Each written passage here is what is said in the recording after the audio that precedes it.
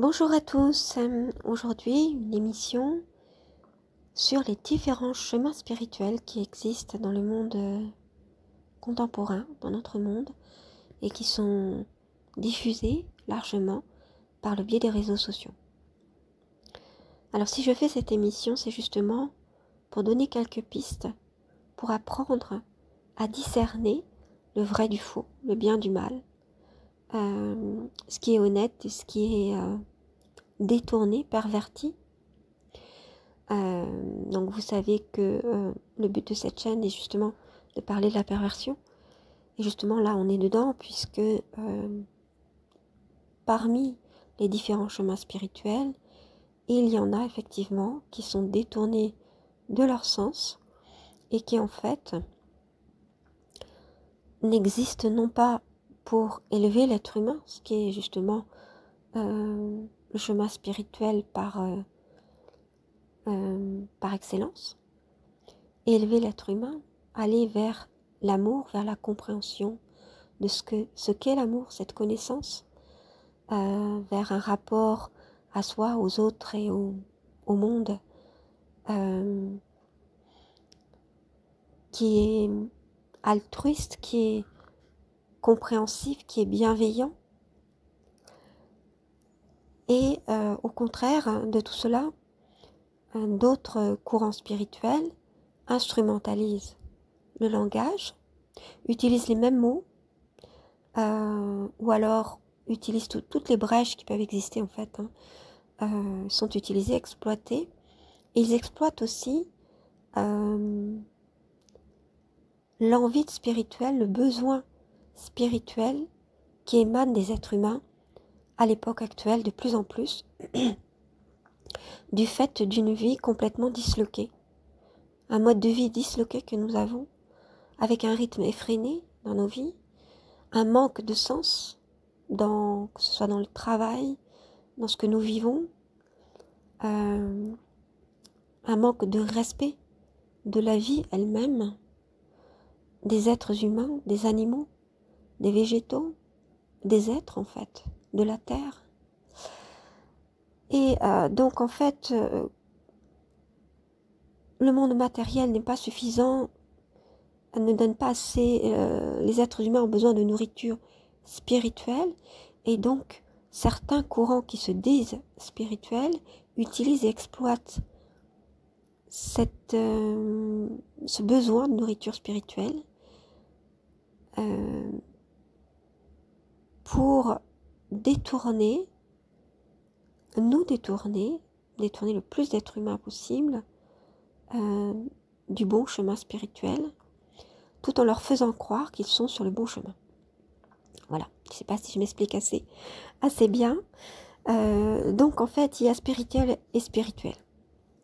Alors, il ne faut pas confondre les mauvais chemins spirituels qui, eux, ont comme but ultime, comme idéologie, l'adoration de l'être humain lui-même, donc l'orgueil, d'accord, et pour eux, l'être humain est un dieu. Voilà.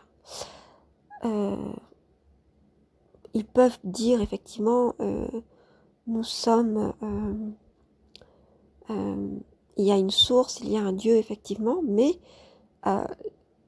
comme il y a cette particule divine en nous, donc je vous dis leur discours en gros, qui peut être exploité, mais il existe aussi par d'autres courants qui sont bons. Et donc ils exploitent ces brèches pour utiliser un mot pour un autre, pour faire en sorte que les mots soient suffisamment flous dans le sens pour qu'on croie sans même aller voir plus loin, ou qu'on reste dans le mystère et que finalement personne ne sache vraiment de quoi on parle, et eux en profitent pour justement nous mettre de fausses idées en tête. Voilà. Et donc pour eux, il faudrait glorifier l'être humain. L'être humain est un dieu, ou alors l'être humain se doit de ressembler à une machine, à un super ordinateur, et on pourrait créer la vie avec la science. Donc on est dans le scientisme, hein, la science qui serait Dieu. Et voilà, on confond tout. Et donc, comme ils utilisent pour ce faire le langage, les ambiguïtés, toutes les brèches du langage, le flou, la confusion dans les mots, et le fait qu'on est dans le registre de la croyance, et donc que les êtres humains ont besoin de nourriture spirituelle, et donc de foi, de plus en plus, puisqu'ils sont dans un monde matériel qui ne leur donne pas assez de nourriture. Donc ils exploitent tout ça, alors qu'il existe un bon chemin, qui peut être religieux ou non religieux, mais qui en tout cas est spirituel. Alors, ce bon chemin-là, comme je vous le dis, il peut prendre le vocabulaire et les représentations inhérentes aux différentes religions. Mais il peut prendre aussi les représentations et un autre vocabulaire qui est areligieux, c'est-à-dire qui est non religieux. Mais j'ai remarqué que ces deux courants spirituels convergent vers le même endroit, c'est-à-dire qu'ils ont comme point commun de croire qu'il y a plus grand que nous et que nous pouvons nous référer et nous en remettre à plus grand que nous à tout moment de notre vie, qu'il y a plus grand, plus fort et qu'il y a des choses qui nous échappent, que nous sommes tout petits, nous, êtres humains. Donc ils sont envoyés aux antipodes de l'idéologie qui fait de l'être humain un dieu. Alors le courant spirituel qui est religieux, c'est très clair pour eux, il y a un dieu, etc. Il y a des représentations qui sont en rapport avec Dieu, avec le fait de considérer que nous sommes issus de Dieu, et ils appellent ce de quoi nous sommes issus Dieu. Voilà, c'est très clair. Pour toutes les religions, monothéistes en tout cas, et les religions du livre, donc. Et puis il y a ce courant spirituel non religieux, mais qui en fait est tout à fait d'accord avec le fait que nous sommes soumis à un grand ordre divin, enfin ils peuvent dire divin effectivement, même s'ils ne se disent pas croyants. Mais selon moi, ils sont quand même croyants, puisqu'ils croient qu'il y a un grand tout. Simplement, ils utilisent d'autres mots. Au lieu de Dieu, ils utilisent souvent la source, l'univers ou la vie, par exemple. Mais ils veulent bien dire, dans leur intention, qu'il y a un grand tout qui nous dépasse, qu'il y a un grand ordre, et que ce grand ordre va dans la direction, ce grand ordre est éthérique, c'est-à-dire qu'il est élevé, avec des vibrations très hautes qui sont celles de l'amour, de la générosité, de la bienveillance, ce genre de choses avec un rapport au monde, aux autres et à soi qui est infiniment bienveillant. Et c'est une quête de l'humanité qui le font en même temps que ceux qui sont dans la spiritualité croyante, la spiritualité religieuse, je veux dire. Donc en fait, ils veulent dire la même chose, simplement ils n'utilisent pas le mot de Dieu.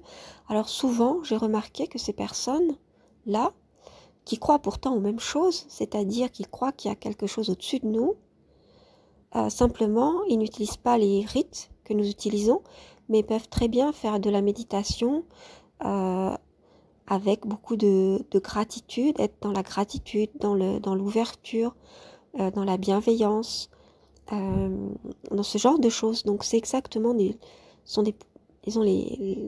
des points communs avec les croyants.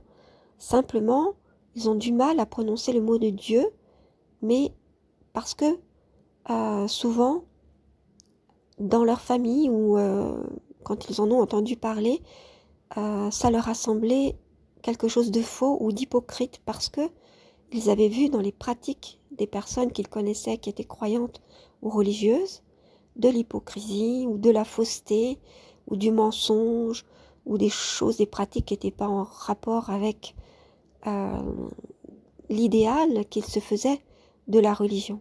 Ils ont été extrêmement déçus et donc ils se disent non, c'est pas possible, moi je suis ok avec la spiritualité, je pense que je suis ok avec la gratitude, avec la bienveillance, avec l'amour, la volonté d'élévation, et c'est ce que je cherche dans ma vie, c'est ce que je pratique, mais je ne veux pas appeler Dieu par son nom, ou je ne veux pas dire que je crois en Dieu, ou dire que je suis croyante, ou croyant, ou dire que je suis dans la religion. Je ne veux pas en entendre parler. Quelquefois aussi, par rapport aux personnes qui étaient en rapport avec des gens chrétiens, dans la chrétienté, il y a ce fait que au catéchisme ou ailleurs, lorsqu'ils étaient contraints, par exemple, d'écouter la messe ou ce genre de choses, pour eux, on leur représentait Dieu comme Jésus. Et c'est vrai qu'il y a cette ambiguïté parce que dans la religion chrétienne, il y a la Trinité où Dieu s'est fait homme, enfin c'est comme ça que c'est expliqué, il s'est matérialisé homme, enfin il s'est incarné, pardon, je veux dire, homme, et puis ensuite il est donc devenu quelqu'un de différent, et donc c'est comme ça qu'on dit Dieu le Père, c'est-à-dire le créateur de tout, et Jésus le Fils. Mais nous sommes aussi tous fils, tous enfants.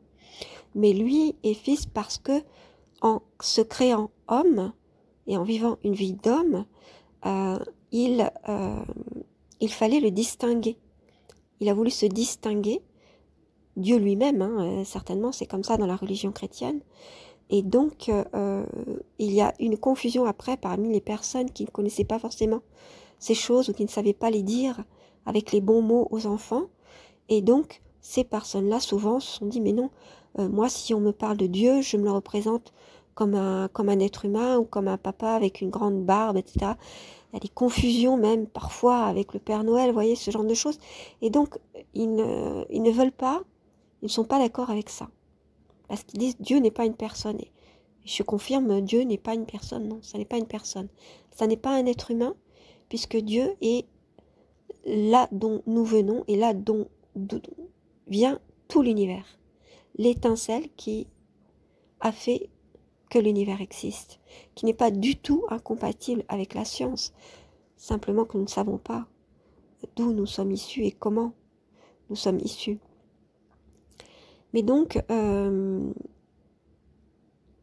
y a comment dire, c'est la même spiritualité, c'est la même chose. Simplement, ces personnes n'osent pas ou ne veulent pas appeler Dieu et ne veulent pas entendre parler de religion parce que ils ont eu cette déception, certainement, et ces faussetés dont ils n'arrivent pas à sortir. Donc, il n'y a aucun problème avec ça. Chacun peut être croyant ou non croyant, du moment qu'il va vers une spiritualité bienveillante et qui soit sur le chemin de l'élévation. Puisque l'autre chemin, voilà, à tous les stades et à chaque moment, je pourrais dire, on peut être tenté, ou sans s'en rendre compte, on peut être trompé par cette spiritualité pervertie. C'est le cas dans les sectes, c'est le cas chez les francs-maçons par exemple.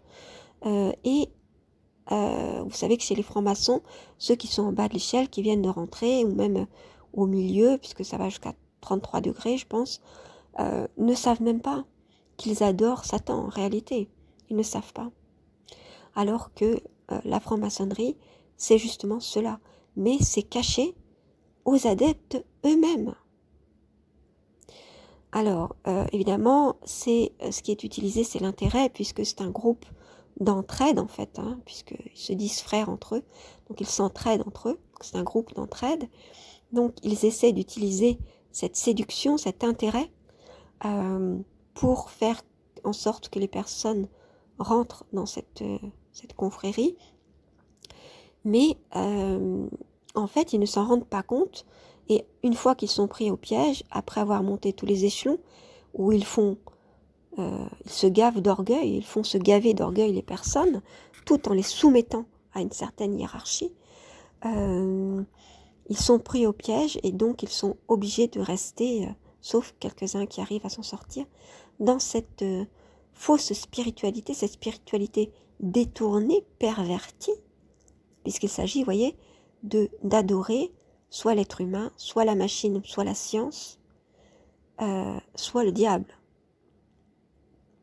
Satan ou Lucifer, etc. Vous appelez comme vous voulez. Donc voilà, donc je fais cette vidéo pour bien discerner tout cela. Donc je fais une grande introduction pour bien expliquer tout cela parce que je ne l'avais pas dit dans l'enregistrement lui-même et ça manquait. Alors je vais commencer par parler de la méditation. Qu'est-ce que la méditation? Comment est-ce qu'on peut, pourquoi est-ce que c'est si important dans nos vies actuelles à la période contemporaine, l'époque à laquelle nous vivons, nous en avons énormément besoin. Et elle peut nous amener à une spiritualité, pas forcément, on peut s'en servir uniquement comme un outil, mais elle peut nous amener à une spiritualité, et généralement nous avons faim de spiritualité actuellement. C'est une bonne chose, mais attention à ne pas se faire avoir par, puisque la plupart d'entre vous qui écoutent ma chaîne connaissent, ont eu des expériences avec la perversion narcissique, de mauvaises expériences, où ils ont du mal à se relever. Donc là, je suis là pour dire, effectivement, les personnes qui ont été victimes, ensuite, ont envie de se lancer dans la spiritualité quand ils évoluent, quand ils s'en sont sortis. Et c'est une très bonne chose, parce que généralement, ils ont une faim énorme de spiritualité bienveillante et élevante, en rapport avec la bonté, avec l'amour, avec un rapport aux êtres humains et à l'autre extrêmement bienveillant. Mais on peut tous se faire de nouveau avoir, et encore plus les personnes qui ont été victimes une fois de perversion et de pervers narcissiques ou de pervers, de divers pervers, parce que c'est exactement le même processus, mais qui est appliqué à la spiritualité. Je vous l'ai dit, la perversion, de toute façon, exploite tous les domaines de la vie. Et donc, la spiritualité aussi. Donc, ne croyez pas que parce qu'on vous dit que quelqu'un est spirituel ou parce qu'il s'agit de spiritualité, c'est forcément quelque chose de bon qui va vous élever. Il faut aller voir ce qu'il y a derrière, l'idéologie, et il faut faire preuve de discernement. Voilà, donc c'est le but de cette longue introduction et de cette émission. Donc, je vais parler au départ donc de la méditation. Donc, je vous souhaite une bonne écoute et je vous dis à très bientôt pour une prochaine. Or, c'est justement parce qu'on ne fait rien, parce qu'on est dans le silence, il faut pouvoir apprivoiser le silence, qu'on va pouvoir se recentrer. Et c'est le recentrage qui est la clé pour pouvoir discerner. Et discerner ce vers quoi on veut aller. Parce que, n'oubliez pas, nous sommes le pilote dans l'avion. C'est nous qui décidons dans notre vie, c'est nous qui décidons pour notre famille, si on est en charge de famille, ou même au niveau professionnel. Donc on est responsable de ce que vont devenir les autres. On ne va pas se culpabiliser non plus parce qu'ils ont leur propre libre arbitre, mais je veux dire, il faut être conscient qu'on les influence. On influence les ambiances, on influence l'esprit, on influence les mentalités. On est tous responsables de tout ça. Donc il faut absolument se recentrer pour pouvoir discerner ce qu'on apporte au monde, aux autres, à soi-même. Et puis aussi pour discerner quel chemin on veut prendre par rapport à l'influence que l'on peut avoir de la part des autres. Quel chemin on va prendre? Voilà. Et donc, se recentrer permet cela. Et il n'y a, moi pour l'instant, je n'ai pas trouvé d'autre chose aussi efficace, aussi intéressante que le voyage en soi-même, que constitue la méditation. Le recentrage sur soi que constitue la méditation. la découverte de soi que permet cette porte ouverte ou cette fenêtre sur soi qui est la méditation. Et le soi, comme je vous avais dit jusque-là, c'est le contraire de l'ego, c'est-à-dire ce n'est pas la surface, ce n'est pas l'autosatisfaction, ce n'est pas la fierté de soi-même, la fierté excessive, je veux dire par là l'orgueil. C'est pas ça, c'est ce que l'on est à l'intérieur. Notre nature profonde et ce que l'on veut pour nous-mêmes. Alors souvent, les mauvais chemins, je dirais, vont dans le sens de l'ego, ou pour essayer de gratifier quelqu'un en lui faisant croire qu'il va obtenir des objectifs, qu'il va réussir sa vie, et on lui explique des techniques, comment y arriver avec des objectifs, ouvrir son troisième œil, et voilà, faire en sorte qu'il s'enorgueillisse ou que vous vous enorgueillissez du fait d'avoir à votre actif je ne sais combien d'heures de méditation, que vous êtes capable de ça. Vous voyez, on est vraiment dans l'orgueil, vouloir absolument, voilà, par rapport aux autres. Regardez moi ce que je sais faire. Regardez moi. Vous voyez qu'on est dans le moi, mais on n'est pas dans le soi. On est dans le moi égo. Voilà. C'est-à-dire, on se prend pour Dieu en gros. Et c'est là toute la différence entre la spiritualité, le mauvais chemin de la spiritualité, ou de la religion, parce que toutes les spiritualités et toutes les religions peuvent nous faire dévier vers cette adoration de soi, de soi-même, ou de l'autre, ou d'une partie, comment dire, penser qu'une chose est l'égale de Dieu ou de l'univers pour ceux qui ne sont pas croyants. Personnellement, je le suis. C'est-à-dire de ce grand tout qui est plus grand que nous, qui est plus grand que soi, et auquel on se réfère comme centre de tout, auquel on se remet. Alors ce n'est pas une personne, hein, d'accord, c'est... Voilà, il n'y a pas de mots. Il n'y a pas de mots pour décrire ce qu'est ce grand tout qui est plus grand que soi. Il n'y a pas de mots. Moi, j'appelle Dieu. Je l'appelle Dieu. J'ai décidé d'appeler Dieu par son nom parce que c'est ce que je pensais. Et c'est ce que je pense toujours. C'est comme ça que je me représente les choses aussi. Et c'est comme ça que je les sens. Donc vous voyez, il y a vraiment bien une harmonie du corps, du cœur et de l'esprit. Tout en rapport, tout en lien. Mais on peut aussi parler de l'univers, si on veut.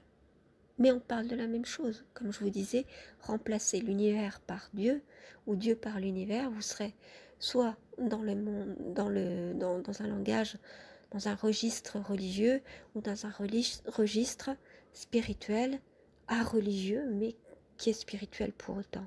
C'est-à-dire qui désire, qui a comme but ultime d'élever son être, et son être profond, c'est son âme. C'est l'âme, évidemment. Alors après, on peut dire âme, on peut dire être profond, on peut, comment dire, appeler les choses de différentes manières. Autant on peut appeler les choses de différentes manières, autant un même mot peut vouloir dire différentes choses et donc vous faire dévier, vous manipuler en vous faisant croire que on parle de la même chose que ce que vous voulez dire, mais qu'en fait, ce n'est pas le cas.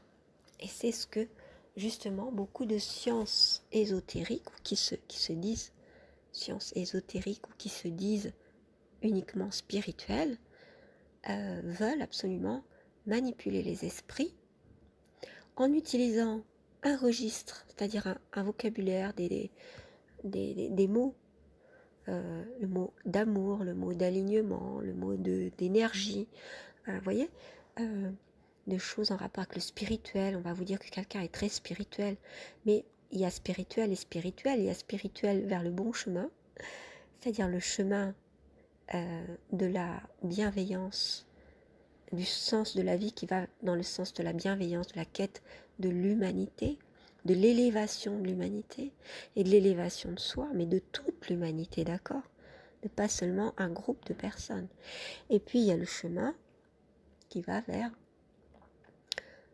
plutôt l'orgueil, vers le fait que nous sommes Dieu, voyez, et que en fait nous pouvons tout, nous avons un pouvoir et nous pouvons tout. Et donc en gros quand on dit nous pouvons tout, ça veut dire nous sommes Dieu. Alors c'est là qu'il y a cette ambiguïté et qui fait qu'il y a plusieurs failles dans lesquelles peuvent se loger, je dirais, le diable, c'est-à-dire le mauvais chemin qui essaie de vous tenter, de vous de manipuler par les mots manipulés, de vous faire croire que vous êtes dans le chemin spirituel que vous aviez toujours cherché, qui vous intéresse. Et en mélangeant tout ce qui est irrationnel, c'est-à-dire ésotérique, avec un petit peu de religieux, quand on est dans le registre religieux, voilà, sous le mot de spirituel, on va mettre différentes choses qui ne se valent pas. Voilà, qui ne se valent pas. C'est pas parce qu'elles s'appellent spirituelles que les choses ont les mêmes valeurs, parce qu'il y a bien deux chemins. Voilà. Il y a deux chemins et il faut faire attention parce que à tous les stades, à tout moment, par tous les mots, on peut se faire avoir. Et donc il est toujours important de distinguer, et c'est là que je vais vous expliquer comment on peut distinguer les choses, discerner si on est bien sur le bon chemin, celui qu'on avait voulu au départ, ou si on se fait avoir, ou si on est en train de dévier. Et il faut faire très attention, parce que si vous sentez... alors voilà, je vais vous dire tout de suite comment distinguer, ou comment les pistes pour distinguer, pour discerner. Alors le discernement, c'est plutôt en rapport avec le mental, c'est-à-dire essayer de réfléchir par soi-même et de se dire, bon, est-ce qu'on est en train de me mener en bateau ou pas? Mais comment on peut réfléchir par soi-même quand on est tout le temps le nez dans le guidon, c'est-à-dire qu'on est tout le temps dans l'activité, ou tout le temps dans le bruit, dans la fureur, ou tout le temps dans les distractions. Il n'y a pas un moment où on est là, on ne fait rien et on ne pense à rien. De précis, je veux dire. C'est impossible. Parce que on est dans un mental qui est suractivé. C'est-à-dire on est dans une... Et on en vient à de la confusion mentale parce qu'il y a une trop grande excitation, donc qui peut être due aussi à des produits, à des addictions à des produits, ou des addictions à des comportements.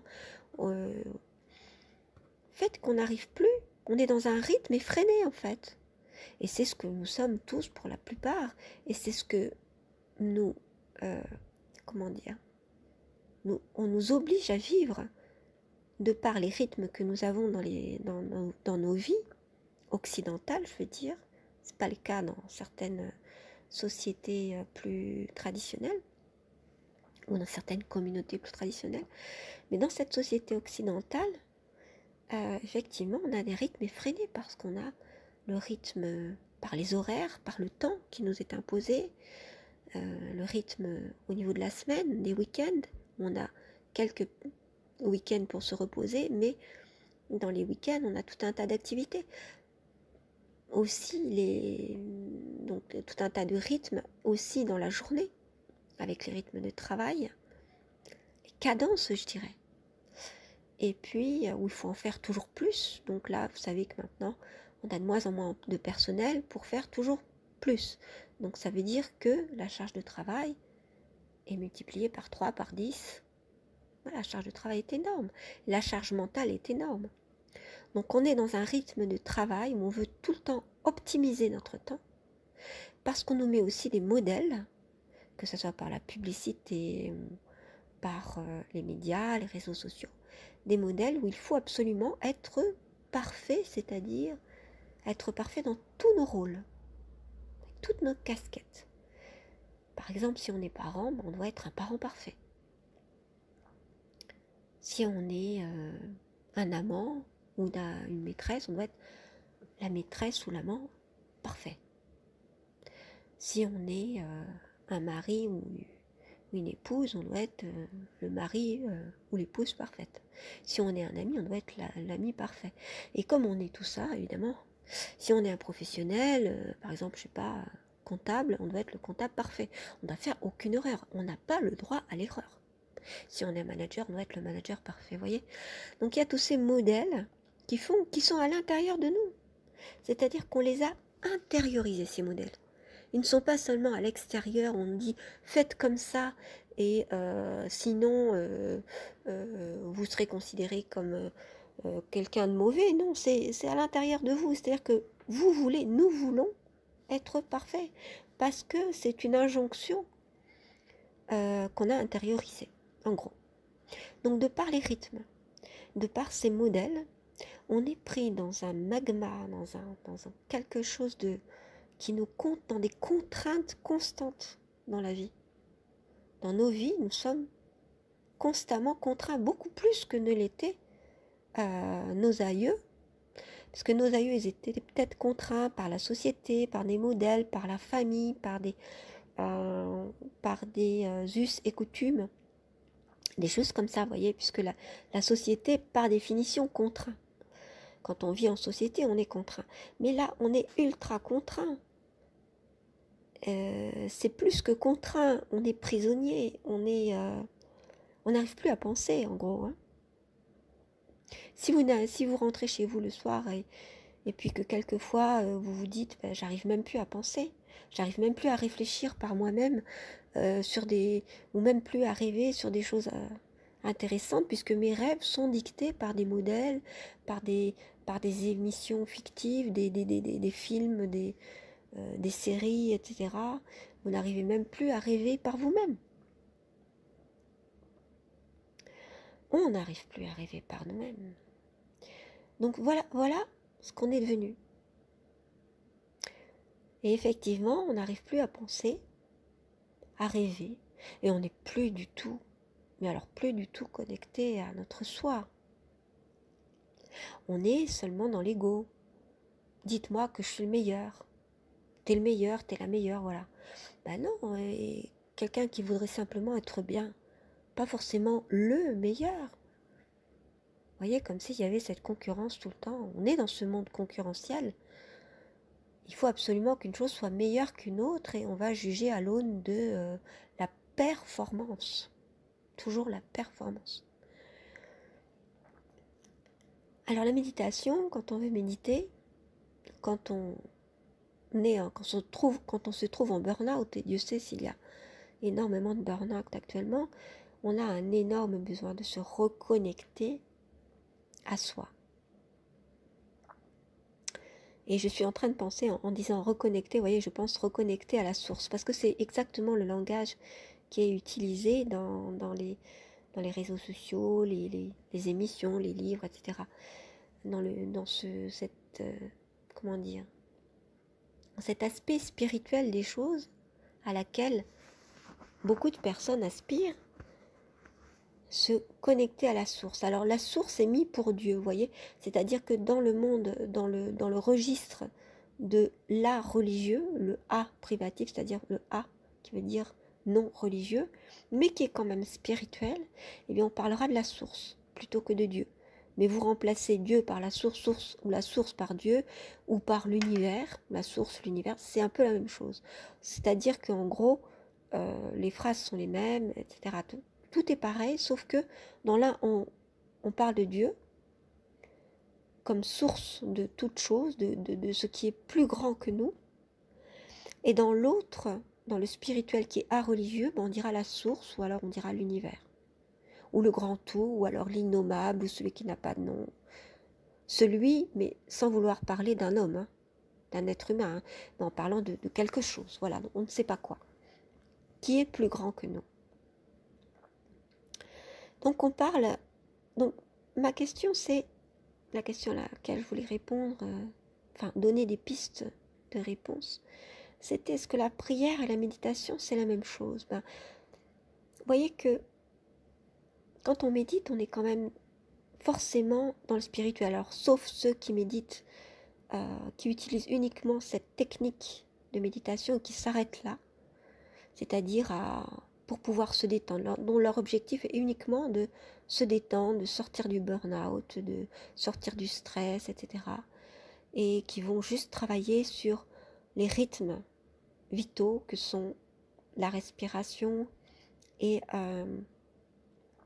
les battements du cœur, sont des rythmes centraux que l'on peut écouter en soi et qui font penser au rythme, par exemple, du va-et-vient des vagues sur la plage et qui font penser à quelque chose d'intérieur et qui nous permet, qui reviennent comme ça, comme un mantra, vous voyez, comme quelque chose qui revient sans arrêt et qui nous reconnecte à notre soi, parce que ça nous permet de nous recentrer sur notre soi et de nous sortir, de nous mettre à distance de toutes nos pensées, les pensées justement, les pensées souvent qui sont négatives ou qui tournent en boucle comme ça, vous voyez, ça permet de sortir de cette boucle-là et de se recentrer sur soi.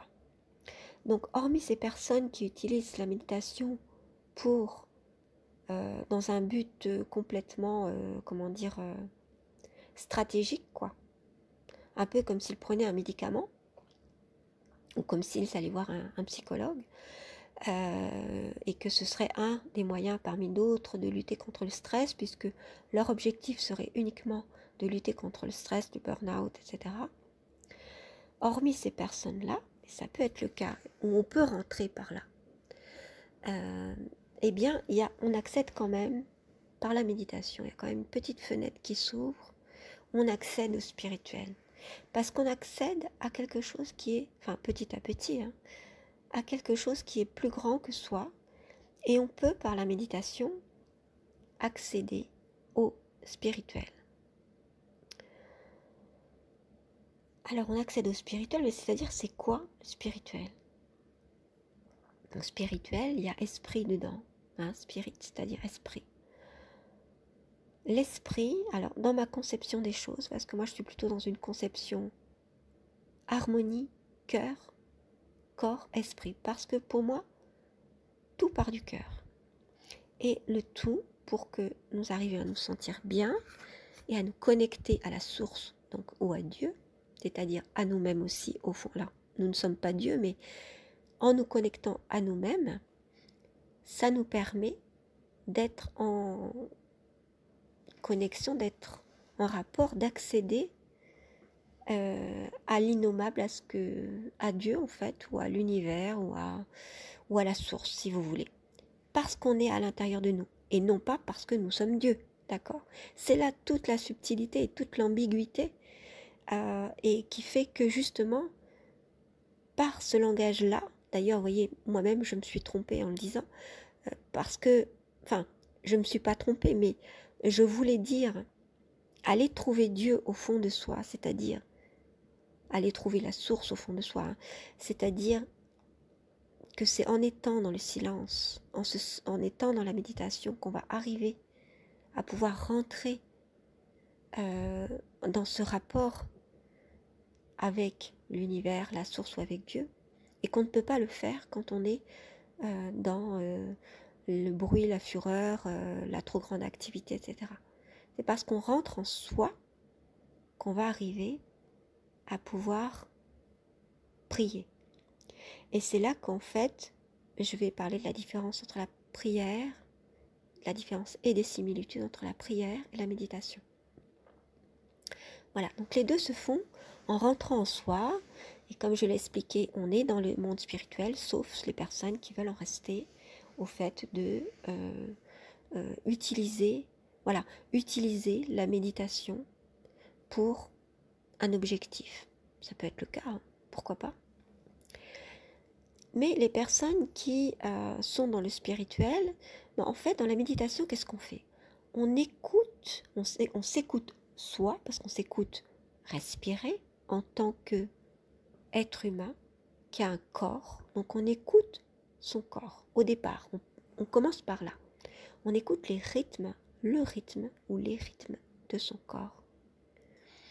Pour écouter son cœur, pour arriver à son cœur. D'accord ?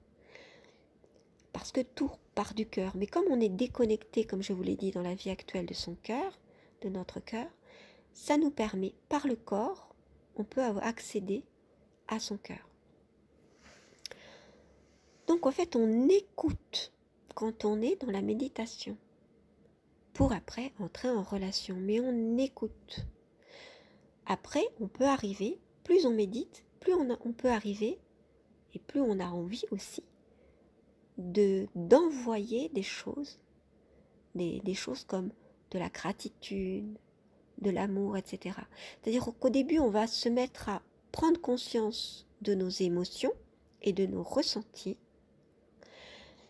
parce que c'est pas si simple d'avoir conscience de ces émotions.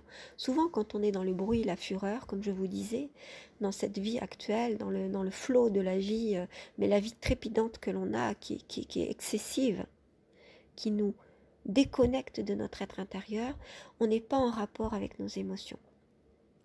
Donc la méditation nous permet d'être en rapport, après, par le biais, par le truchement, je dirais, par l'outil du fait d'écouter son corps, nous permet d'être en rapport avec nos émotions. Et vous voyez que les émotions sont à cheval entre le corps, elles font le lien entre le corps et le cœur. Parce qu'elles traduisent, nos émotions traduisent, elles sont involontaires nos émotions, elles traduisent ce que le cœur ressent. Notre intuition, notre être intérieur ressent. Qu'est-ce que mon cœur ressent à ce moment-là ? De la tristesse, de la joie, de la gratitude. Il peut y avoir tout un tas toute une palette d'émotions. On peut même en inventer. Donc les couleurs, ça peut être représenté sous forme de couleurs aussi. Ou alors de ressentis qui peuvent se localiser à différents endroits de notre corps. Mais tout ça, on peut le ressentir que lorsqu'on est dans cet état sophronique, qui est en rapport dans la sophrologie, ça, qui est entre la veille et le sommeil, où justement on est en contact avec notre corps et donc peu à peu avec notre cœur. Voilà. Parce qu'effectivement, quand on est dans cet état-là, on peut se connecter à notre cœur. Et donc on peut savoir, on peut arriver à discerner. Et après, quand on ne sera pas forcément en état de méditation, parce qu'après quand on médite beaucoup, enfin quand on médite régulièrement, je veux dire, tous les moments peuvent être des moments méditatifs, on arrive à un rythme différent dans la vie, et on arrive donc à discerner, même si on n'est pas dans cet état de méditation. Parce que, en fait, le fait de méditer régulièrement va nous permettre d'avoir un sommeil différent, un rythme différent dans la vie, va nous permettre d'être connectés beaucoup plus souvent à notre intuition et à notre être intérieur et à nos émotions. Ce que l'on ne voit pas forcément dans la vie courante quand on est à fond, par exemple en état de burn-out ou à fond dans l'activité, on n'est pas en contact de nos émotions. On les ressent même pas. On ne sait même pas si on est en colère, si on est triste, si on est content, on sait pas. On le sait que quand tout ça est quand c'est une émotion excessive. Et à ce moment-là même, on ne se rendra pas forcément compte, il faudra que d'autres nous le fassent remarquer. Et alors évidemment, quand on est dans cet état-là, c'est forcément le corps qui va se mettre à parler et va arriver la maladie. Vous le savez, c'est là que le mal va dire dans notre corps parce qu'on ne s'écoute pas. Donc, la méditation permet de s'écouter, permet de se connecter au cœur. Quand on est dans la prière, on est dans la méditation aussi, parce que l'état de prière implique le silence, implique la centration sur soi, par le mantra, non pas de la respiration, mais alors là peut-être de phrases qui seraient répétées, par exemple, ou de mouvements corporels qui seraient répétés. Voyez, de choses comme ça qui arrivent comme un rituel, qui vont faire qu'on va se mettre dans un état, on va se conditionner dans un conditionnement où on va être en rapport avec le soi, ce qu'on est à l'intérieur. Et donc on va être en rapport avec notre cœur et on va pouvoir, alors dans la prière, ce qui différencie de la prière de la méditation pure, ou en tout cas de la méditation, on va dire, premier niveau, enfin je ne veux pas mettre des niveaux, mais parce qu'après dans la méditation on peut être en rapport aussi, et c'est là que ça rejoint la prière en fait, quand on médite beaucoup, que si on ne veut pas être dans le religieux, mais au contraire qu'on est dans le spirituel mais à religieux, on va se mettre à, comme je vous le disais, à essayer d'irradier, je dirais, ou d'envoyer de la gratitude, de l'amour, etc. dans une personne qu'on se sera représentée, ou on pourra s'imaginer, se représenter, on pourra travailler beaucoup avec la visualisation, on pourra envoyer des choses positives, très positives, très, comment dire, bienveillantes, pleines d'amour ou de sentiments généreux, comme ça, vous voyez. Et la prière, c'est ça, c'est lorsque, sauf que, au lieu de parler d'univers, au lieu de parler de source, d'envoyer des messages uniquement, eh ben, on parlera de prière. Au lieu d'envoyer des messages, on parlera de prier. On dira qu'on prie. Au lieu de dire que c'est la source et l'univers, vers qui on envoie tout ça, ou avec qui on est en contact, ou on est connecté, on dira que c'est Dieu. Voilà, c'est ça la différence. Et la prière, dès le départ, veut se connecter et veut converser.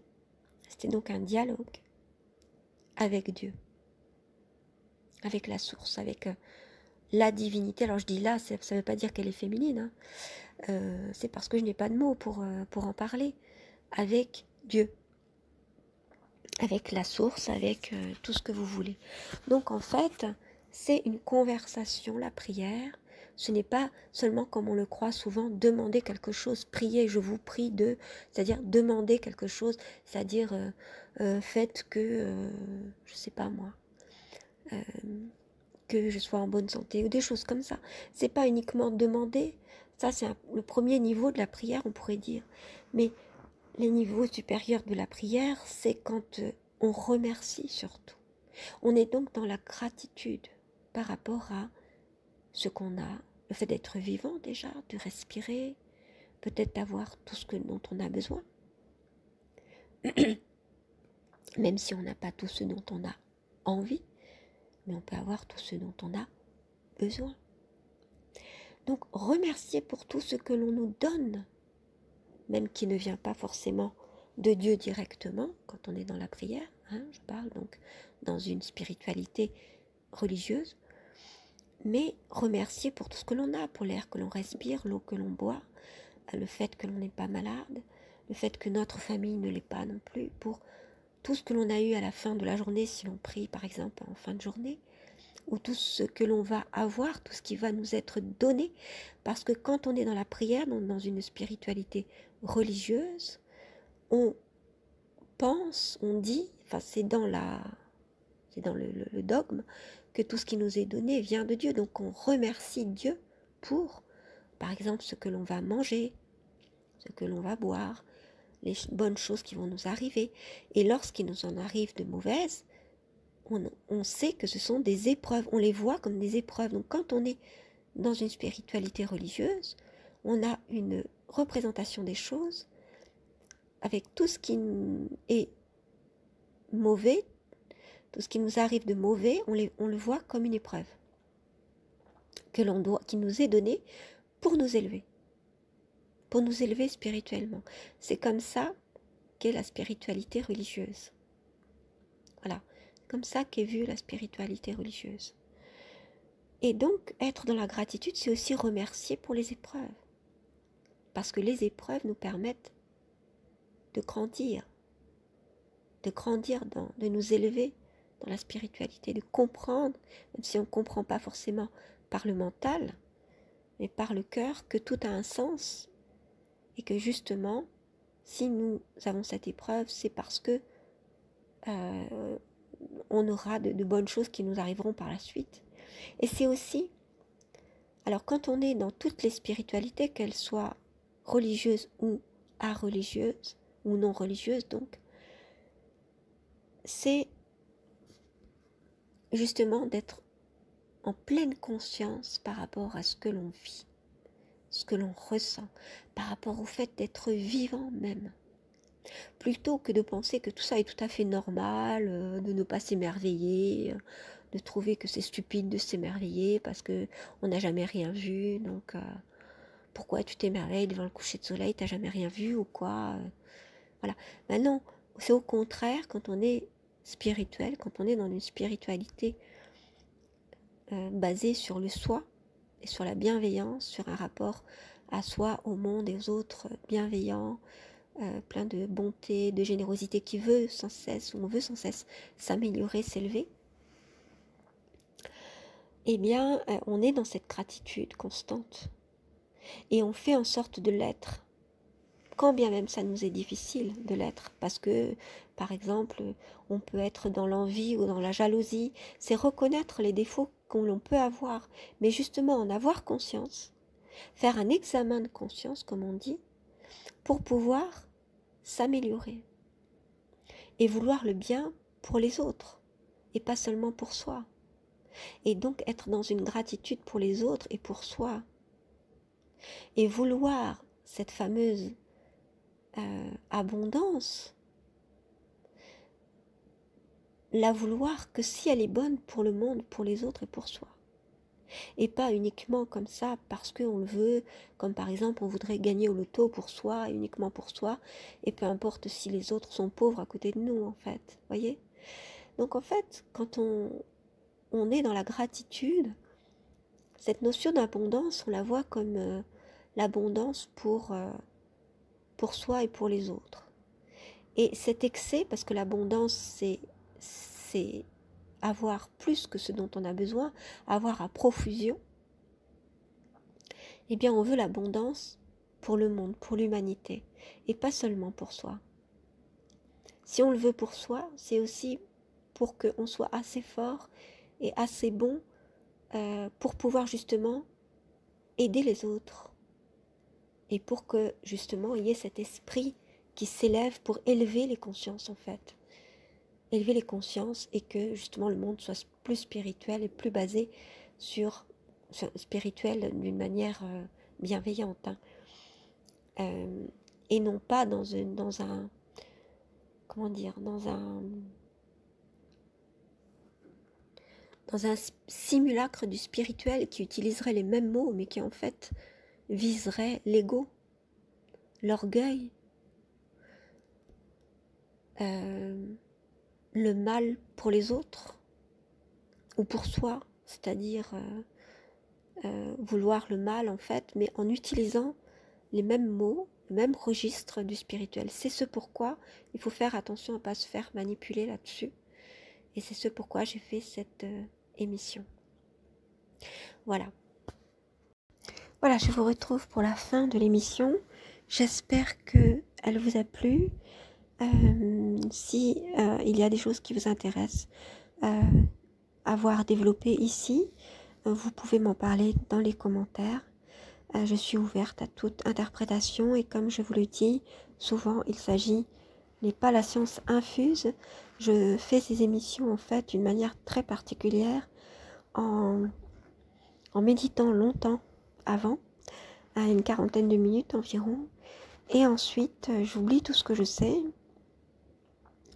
tout ce que je veux dire exactement et je me laisse aller sans plan, sans notes, sans rien du tout. C'est ce que j'ai fait depuis que je fais ces émissions sur le cheminement intérieur. Donc, ça n'a valeur que de pistes de réflexion. Je n'ai pas la science infuse, donc ce ne sont pas des vérités, mais ce sont mes ressentis et le discernement que je peux avoir du fait des différentes expériences que j'ai eues jusque-là. J'ai pensé que je pouvais le mettre au service d'autres personnes. Voilà pourquoi j'ai fait ces émissions. Donc je vous remercie de m'avoir écouté, vous avez été très patients Et puis, je sais qu'aujourd'hui, j'avais un peu de mal à m'exprimer, donc veuillez excuser les petites approximations, parfois les erreurs de langage. Euh, et je vous dis à très bientôt pour une prochaine. Et merci pour votre écoute. À bientôt.